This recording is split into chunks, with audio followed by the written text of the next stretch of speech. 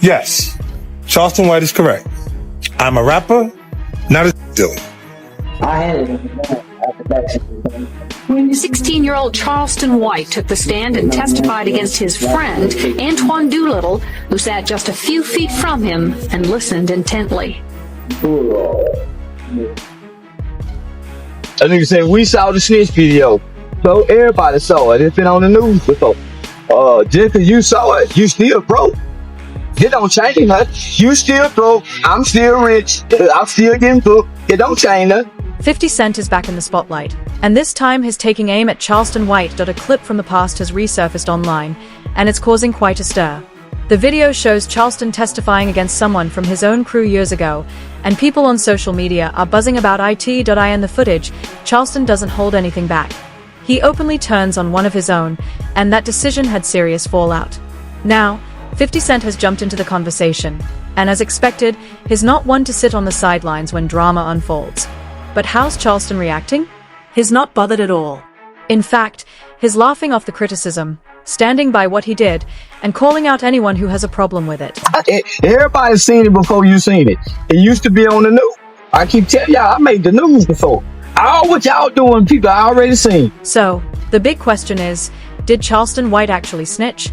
And what's 50 Cent got to say about it? Here's what happened. Charleston found himself in hot water after an old news clip resurfaced. The video shows him at just 16 years old, taking the stand in court.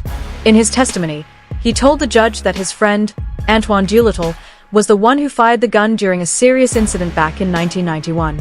Doolittle is accused of down 34-year-old Michael Levy of Irving.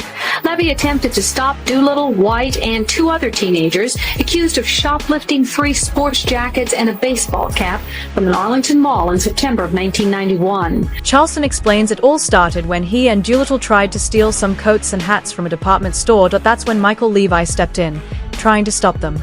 The two attempted to get rid of the stolen items by tossing them out the window, but things quickly took a tragic turn. Instead of backing down, Doolittle pulled out a gun and ended Michael's life right then and there. Charleston wasn't the one who pulled the trigger, but when it came time to speak up, he took the stand. And he didn't just testify, he laid everything out, even sharing a private conversation he had with Doolittle after the incident. Here's the twist. Charleston admitted that he was the one who handed Doolittle the gun, but he insists it was Antoine who actually pulled the trigger. To make matters worse, Charleston claimed that Doolittle laughed about it afterward, after taking someone's life. The tragedy hit hard, especially for Michael Levy's wife.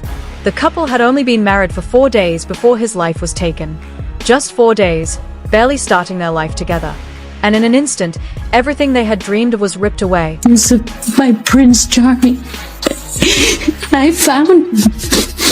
And it's hard to believe, but I did. And I believe in fairy tales because he made my dreams come true. And they took that away. And it didn't end there. Charleston didn't just point the finger at Doolittle. He also went after 3 of his other friends. His testimony played a big role in sealing their fate. In the end, Charleston was sentenced to 12 years for his involvement in the crime. But here's the catch. He got off much lighter than the others. Why?